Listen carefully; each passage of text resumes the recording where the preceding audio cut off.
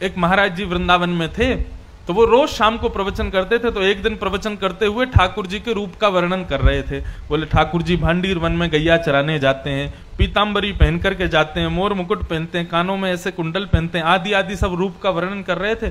तो उनके सारे शिष्य बैठ करके सुन रहे थे। उन शिष्यों में सबसे पीछे बैठा था उनकी गौशाला में गायों की सेवा करने वाला ग्वारिया। और वो ग्वारिया इतना सीधा था, इतना भोला था कि सब लोग उसको प्यार से भोंदू बुलाते थे। क्या बुलाते थे? भोंदू किसको कहते हैं? जो बहुत भोला होता है उसको भोंदू कहा जाता है।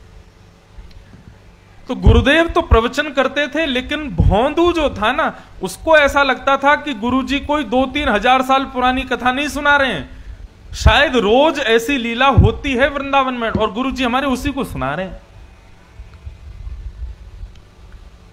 आज जब गुरुजी ने बताया भांडीर वन में ठाकुर जी गैया चराने के लिए जाते हैं, भोंदू ने जैसे ही सुना, सुन करके भोंदू को लगा मैं भी तो भांडीर वन जाता हूं गैया चराने।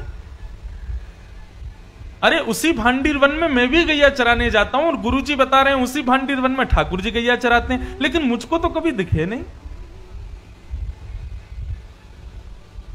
शायद मैंने कभी ध्यान नहीं दिया होगा। अब गुरुजी ने बता दिया, अब कल से भांडीर वन जाऊंगा तो वहां खोजूंगा, ठाकुर जी भी आते हैं, गुरुजी बता रहे हैं। उसका इतना विश्वास गुरुजी की बात पर कि उसको लगा कि ठाकुर जी आज भी आते हैं भांडीर वन। अगले दिन गैया चराने के लिए भांडीर वन गया, तो भांडीर वन में गैया सब घूमने लगी और वो यत्र तत्र सर्वत्र वृक्षों के नीचे, सघन कुंजों में, जंगलों में जाके ठाकुर जी को खोजने लगा। गुरुजी हमारे झूठ नहीं बोलते, गुरुजी सही बोल रहे हैं, यहीं पर गैया चराने आते हैं ठाकुर जी। अरे मैं ही अभागा हूं, मैं ही ठाकुर जी को नहीं देख पा रहा, लेकिन ठाकुर जी यहीं कहीं होंगे। अब उसका इतना भोलापन, इतना सीधापन, वो सब जगह ढूंढ रहा था ठाकुर जी को, तो ठाकुर जी से रुका नहीं गया। अकेले जान भोंदू को अपनी गायों के समूह को लेकर के, तभी भोंदू देखता है कि सामने से विशाल गायों का समूह आ रहा है और उस गाय के समूह के मध्य में श्याम वर्ण के पीतांबरी पहने हुए ठाकुर जी उसकी ओर आ रहे हैं। ठाकुर जी को अपनी ओर आते देख भोंदू तो नाचने लगा, निमग्न हो गया, भाव में भर गया। कटाक्ष नेत्र ठाकुर जी के, सुंदर कपोल, मधुर मुस्कान, घुंघराले केश, मोर मुकुट सिर पर, पीतांबरी पहने हुए, चंदन की सुगंधी महकते हुए ठाकुर जी गैया चराते हुए आ रहे हैं। भोंदू ने जैसे ही उसको देखा निमग्न हो गया। ठाकुर जी आकर के भोंदू के पास बैठ गए। अब भोंदू और ठाकुर दोनों एक दूसरे को देखें। भोंदू बोला, आप वही श्याम सुंदर हो ना जिनके बारे में हमारे गुरुजी सुनाते हैं? ठाकुर जी बोले, हाँ हम वही श्याम सुंदर हैं। बोले, अच्छा, हमारे गुरुजी आपके रूप का वर्णन करते हैं तो लगता है आप कितने सुंदर होंगे, लेकिन आज आपको देख करके ऐसा लग रहा है कि हमारे गुरुजी जो बताते हैं उससे लाख गुना ज्यादा सुंदर हो आप। बड़े प्यारे हो ठाकुर जी। ठाकुर जी बोले, अब केवल बात ही बनाते रहोगे, कुछ खिलाओगे पिलाओगे भी हमको? भोंदू बोला, आप मेरे यहां मेरे हाथ का खाओगे? बोले, हाँ हाँ हम खाएंगे, तुम खिलाओ। तो भोंदू पोटली में बांध के 2-4 रोटी ले गया था, ठाकुर जी के सामने प्रस्तुत कर दी। ठाकुर जी ने प्रेम से पाया, अब सारी रोटी भोंदू की खा गए और फिर भोंदू से बोले, और खिलाओ। भोंदू बोला, ये मैं तो 2 ही रोटी लाया था, इससे ज्यादा मैं खाता नहीं हूं। ठाकुर जी बोले, कल से और रोटी लाना, हमको भूख लगती है। और ठाकुर जी अपनी गैया लेके चले गए, भोंदू अपनी गैया लेके चला गया। भोंदू को लगा ठाकुर जी ऐसे ही आते हैं, सबसे मिलते हैं, वो तो मेरा ही दुर्भाग्य था जो इतने साल बाद मुझको मिले हैं। भोंदू ने आकर के किसी को कुछ नहीं बताया, उसने गुरुजी से भी कोई चर्चा नहीं की।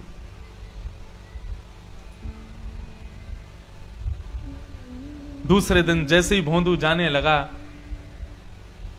ज्यादा रोटियां ले गया, ज्यादा सब्जियां ले गया। तो रसोई घर के जो महाराज जी थे उन्होंने जाकर के गुरुजी को बताया। बोले, गुरुजी आज तो भोंदू इतना सारा भोजन लेकर के जा रहा है। गुरुजी आए, आकर के बोले, भोंदू तुम तो इतना नहीं खाते, किसके लिए लेके जा रहे हो? तो भोंदू ने सहज भाव से कहा, बोले, गुरुजी मैंने आपको बताया नहीं, लेकिन मैं जहां गैया चराने जाता हूं ना भांडीर वन में, वहां ठाकुर जी भी आते हैं अपनी गैयाओं के साथ। कल आए थे, मेरे से रोटी मांग रहे थे तो मैंने 2 रोटी खिला दी, तो ठाकुर जी को कम लगी, इसलिए मैं ज्यादा लेके जा रहा हूं। तो ये ज्यादा पुरानी नहीं, 60-70 वर्ष पुरानी बात है। गुरुजी बोले, भोंदू कौन आता है भांडीर वन में? बोले ठाकुर जी आते हैं। बोले कौन से ठाकुर जी?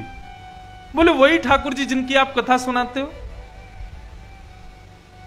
गुरुजी बोले सच में ठाकुर जी आते हैं? बोले हाँ। अच्छा बता तो सही कैसे दिखते हैं वो? ऐसे कोई बालक मुकुट उकुट पहन के आ गया होगा, तुझको पागल बना रहा होगा? बोले नहीं गुरुजी, मैं बताता हूं ना, बिल्कुल कमल जैसे उनके नेत्र हैं, जब वो मुस्कुराते हैं तो ऐसा लगता है मोतियों जैसे उनके दांत हैं, कानों में ऐसा कुंडल पहनते हैं, और गुरुजी सबसे बड़ी बात, वे जब चलते हैं ना तो वो बाकी अदा से चलते हैं, और उनके पैर जब पृथ्वी पर पड़ते हैं ना, उसके बाद जब जैसे ही पैर हटाते हैं तो पृथ्वी पर एक अद्भुत सी सुगंधी सी उगने लगती है, एक अद्भुत सा दृश्य प्रकट हो जाता है पृथ्वी पर। पीली पीतांबरी पहनते हैं, चंदन की सुगंधी आती है, गुरुजी बहुत सुंदर लगते हैं ठाकुर जी। बंधुओं, जो सीधे लोग होते हैं ना वो झूठ नहीं बोलते, चतुर लोग झूठ बोलते हैं। गुरुजी ने मन में विचार किया, कोई और मुझसे कहता तो मैं मानता नहीं, लेकिन भोंदू इतना सीधा है, ये झूठ नहीं बोल सकता। भोंदू के मुख से ठाकुर जी के बारे में सुनकर के गुरुजी के नेत्र सजल हो गए, और वो कहने लगे, भोंदू आज ठाकुर जी आएंगे मिलने के लिए? बोले हाँ आएंगे गुरुजी। तो बोले आज जब ठाकुर जी आए ना तो ठाकुर जी से कहना कि तुम्हारे गुरुजी ने उनको बुलाया, उनको यहां लेकर के आना, यदि आ जाएं तो। बोले अरे गुरुजी मैं लेके आऊं उनको? बोले हाँ तुम लेके आना। अब भोंदू को यहां भी ये लग रहा है कि गुरुकुल में इतने सारे चेले पढ़ते हैं गुरुजी के, मेरे से भी ज्यादा विद्वान चेले रहते हैं, गुरुजी किसी को भी कह सकते थे कि ठाकुर जी को ले आओ, लेकिन मुझसे ही क्यों कहा? उसको अब भी ये विश्वास नहीं हो रहा कि ठाकुर जी केवल उसी से मिलते हैं। उसको लगा सबसे ही मिलते होंगे, लेकिन गुरुजी ने मेरे को योग्य जान के मुझसे कहा कि ठाकुर जी को लेके आना। भोंदू तो नाचता गाता हुआ पहुंच गया भांडीर वन। जैसे ही ठाकुर जी आए, ठाकुर जी आके बोले, अरे भैया भोंदू जल्दी रोटी खिला। अब भोंदू तो तैयारी करने लगा, पत्तल में रोटी रखने लगा, गुड़ रखने लगा, अचार रखने लगा, दही रखने लगा, और रखते रखते बोलने लगा, ठाकुर जी आज एक प्रार्थना करूं? बोले हाँ बोलो। बोले हमारे गुरुजी आपसे मिलना चाहते हैं, आप हमारे साथ आज हमारे गुरुकुल चलोगे? ठाकुर जी बोले देख हम तेरे सखा हैं, तेरे मित्र हैं, तेरे गुरुजी से हमको कोई मतलब नहीं है, तुझसे मिलेंगे, तेरे संग बैठेंगे, तेरे संग खाएंगे, तेरे संग रहेंगे, लेकिन गुरुजी से नहीं मिलेंगे हम। चरण पकड़ लिए भोंदू ने, बोले वो मेरे गुरुजी हैं, मैं तो आपको जानता ही नहीं था, मैं तो इतने वर्षों से यहां गैया चराने आ रहा हूं, लेकिन मैंने कभी आपको देखा ही नहीं। गुरुजी ने बताया कि भांडीर वन आप आते हो गैया चराने, तभी तो मैंने आपको देखा। जिन गुरुजी ने आपसे मिलवाया, जिन गुरुजी ने आपके बारे में बताया, जिन गुरुजी ने मुझे आपके योग्य बनाया, वो गुरुजी आपको बुला रहे हैं, आप मना मत करो ना, चलो ना मेरे साथ। ठाकुर जी बोले देख भोंदू तू जो कहेगा सब करेंगे, लेकिन ये तेरे अलावा हम किसी से नहीं मिलेंगे, और चाहे तेरे गुरुजी हो चाहे गुरुजी के भी पिताजी हो, हम तुझसे ही मिलेंगे बस। ठाकुर जी रोटी खा रहे थे बढ़िया गुड़ के साथ में, तो भोंदू ने हाथ से रोटी छिना ली, बोले तो ये भी मत खाओ, ये भी गुरुजी की है। और पत्तल भी उठा ली, बोले ये भी छोड़ो, ये भी गुरुजी के यहां की बनी है, ये भी क्यों खा रहे हो? और सुनो ठाकुर जी, आपको मुझसे ही मिलना है, मेरे अलावा किसी से नहीं मिलना, तो मेरी भी वचन सुन लीजिए। मुझे इस योग्य गुरुजी ने बनाया, और यदि गुरुजी से नहीं मिलोगे तो कल से यहां मत आना, मैं भी आपसे नहीं मिलूंगा।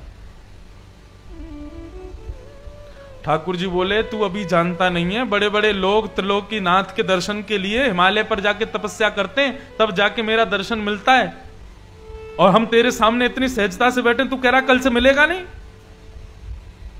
भोंदू बोला मैंने तपस्या नहीं की, मैंने अपने गुरु की सेवा की, तो इसका मतलब यह सिद्ध हो गया कि लोग 1000 वर्ष तपस्या करके आपका दर्शन करते हैं, लेकिन मेरे गुरुजी के चरणों में 1000 वर्षों के समान तपस्या का फल है, मैं उनको प्रणाम करता हूं और उससे मुझे आपके दर्शन हो जाते हैं।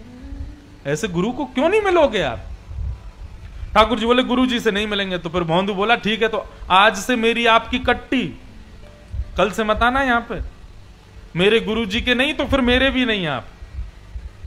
और भोंदू ने अपना सारी सामग्री उठाई, सारी गैयाओं को इकट्ठा किया और जाने लगा वहां से, भगवान को छोड़ जाने लगा। भगवान बोले अरे भोंदू रुक तो जा। बोले अब तो मैं तभी रुकूंगा जब आप मुझे वचन दोगे कि मेरे गुरुजी से मिलोगे। अगर आप ये वचन नहीं दोगे तो मैं नहीं मिलूंगा, मैं नहीं रुकूंगा। भोंदू जाने लगा, थोड़ी दूर गया, थोड़ी और दूर गया। अब मानो जैसे कि हमारे श्याम सुंदर के त्रिलोक की नाथ की त्रिलोक की संपदा छूट रही हो। दौड़े भोंदू के पीछे और पीछे जाकर के भोंदू के कमर पर चढ़ गए ऊपर और बोले तू जहां जाएगा सब जगह जाएंगे, लेकिन तू छोड़ करके मत जा, ले चल अपने गुरुजी के पास में। और आज आश्रम में बैठे गुरुजी राह तक रहे थे कि भोंदू आ रहा होगा गैया लेकर के। तभी क्या देखते हैं, असंख्य गायों का झुंड आ रहा है और उन असंख्य गायों के झुंड के बीच में भोंदू अपने कमर पर ठाकुर जी को उठा करके ला रहा है। ये दृश्य देखते ही जो गुरुजी थे वे तो मूर्छित हो गए और जब होश में आया तो नंद नंदन को सामने देखा। उठते ही जैसे ही ठाकुर जी को देखा, ठाकुर जी को प्रणाम नहीं किया, पहले भोंदू को प्रणाम किया। बोले तेरी भक्ति को प्रणाम करता हूं भोंदू, तेरी इतनी सरलता, इतनी सहजता, इतनी कोमलता कि तेरा नाम भी कोई तेरे को नहीं बुलाता, सब तेरे को भोंदू भोंदू बुलाते, इतना सीधा है तू। आज तेरे वशीभूत होकर के त्रिलोक की नाथ मेरे आश्रम चल के आए हैं। ये सत्य घटना है वृंदावन की।